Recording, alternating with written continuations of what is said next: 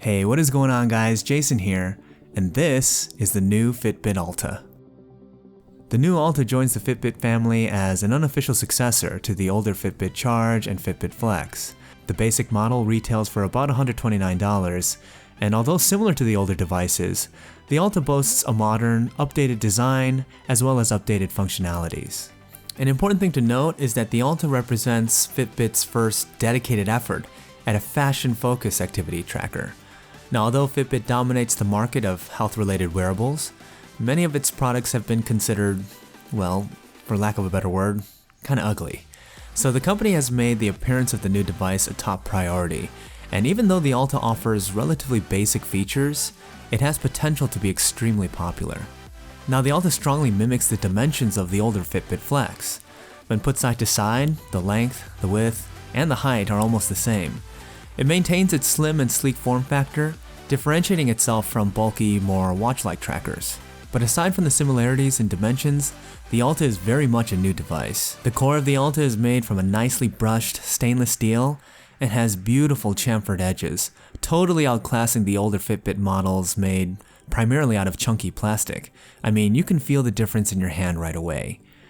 The rubbery straps are a little thinner on the Alta, with the outside of the strap being lightly textured, while the inside of the strap is smooth, making it easy to grip but also very comfortable on the wrist. The straps are removable and can easily be done by pressing down on the stainless steel latches on the back of the device, and they snap right back into place with a nice click. Now, putting the Alta on your wrist does take some getting used to, and it's important to make sure you select the right size in order to get the proper fit. Once on your wrist, it's extremely comfortable and lightweight, and you kind of forget that you're even wearing it, which I think is a good thing.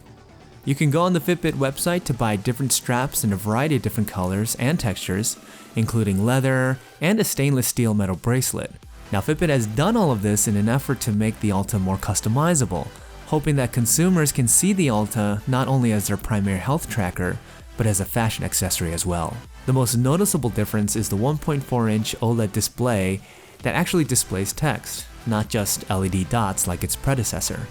It's bright and easy to read even in direct sunlight. However, it's not a colored display, and the text and icons still look pretty basic. There's no physical button on the Alta to activate or scroll through any of its measurements. The new device has a function called Smart Tracking that automatically detects when you're sleeping or doing high-intensity activities for over 10 minutes, removing the need to press any buttons. The Alta has a built-in gyroscope that activates the display when you pull the device up from your wrist to look at it, and it works pretty well and helps maintain optimal battery life. The layout of the display can be modified using Fitbit's mobile application. You can have the display read horizontally or vertically, and it also gives you options on how the information is shown. The Alta displays the date and time, your step count, the number of calories burned, distance traveled, the number of active minutes, and the time of any alarm you've set up. Now, the Alta can track more complex activities, such as the elliptical machine, outdoor biking, different sports, and aerobic exercise. The Alta also tracks your sleep, but doesn't display any information about it on the device itself and needs to be accessed through the Fitbit application. Now, the Alta boasts one of the newest functions to the Fitbit lineup, and that's its ability to send you notifications from your phone. The Alta can be paired to your smartphone via Bluetooth to give you notifications for incoming calls, text messages, and calendar notifications. It would have been nice to have added support for email, but overall, it's quite convenient, and it's a nice feature to have when you're on the move. However, it does have some limitations. The Alta only gives you one subtle vibration on your wrist when you get a notification, and you only have one chance to read it. If you miss it or want to read it again, you can't, because the Alta deletes it immediately. There's also a limit to the amount of characters the Alta can display. Longer text messages will be cut off, forcing you to take out your phone if you want to read the remainder of the message. Another new feature exclusive to the Alta is that it gives you move reminders. The device is automatically set up to give you a 250-step goal every hour for 9 hours. Now, this turned out to be one of my favorite features on the Alta. The notifications for the move reminders are playful and lighthearted, and it was not as annoying as I thought it would be. Now, customization of your move reminders can be done on the Fitbit application based on your preference.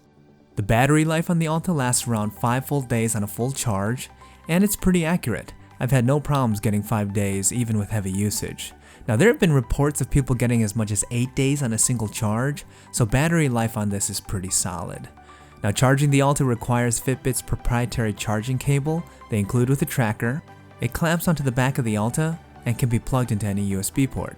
It is a bit cumbersome, and I would prefer having a more versatile charging method such as micro USB, but it gets the job done. Now the overall design of the Fitbit Alta is fantastic. It screams build quality and it's able to maintain a very low profile. Now although it's meant to be a device that flies under the radar, it can't hide its true identity better than some of its competitors, like the Jawbone Up 3 or the Misfit Ray. And to be honest, it still looks like a Fitbit, and I don't think that's necessarily a bad thing. Fitness trackers are much more prevalent in the mainstream today, and in the world of fitness trackers, the Alta is a beaut to look at. In terms of Alta's functionality, it's still a relatively basic fitness tracker. It doesn't have a built-in heart rate monitor or GPS, which will be disappointing for customers who are health enthusiasts, but most consumers are likely to be willing to forego those functions, especially if it means a slimmer, sleeker design. Now at a starting price of about $130, it is on the pricier side, considering that competitors with similar offerings as the Alta come in a bit cheaper. However, the premium build quality makes up for the lack of advanced functionalities, and the Alta will likely be quite appealing to the everyday consumer. Now if you're new to the fitness tracking market or you have an older device like a Fitbit Flex, getting the Alta is something that you should consider. It looks great, feels great, and it's reliable like most of the other Fitbit products. Now if you take exercise quite seriously, you may want to consider the new Fitbit Blaze, which comes with a wealth of more features and measuring abilities, and is a more dedicated health tracker. If you're interested in either device and want to learn more, links to both the Alta and the Blaze will be in the description below, and let me know in the comments section what you guys think of the Alta, and whether or not you think it's worth it. If you guys like this review and want to see more, click the like button and subscribe to my channel for more similar content. Thanks for watching, and I'll see you guys in the next one.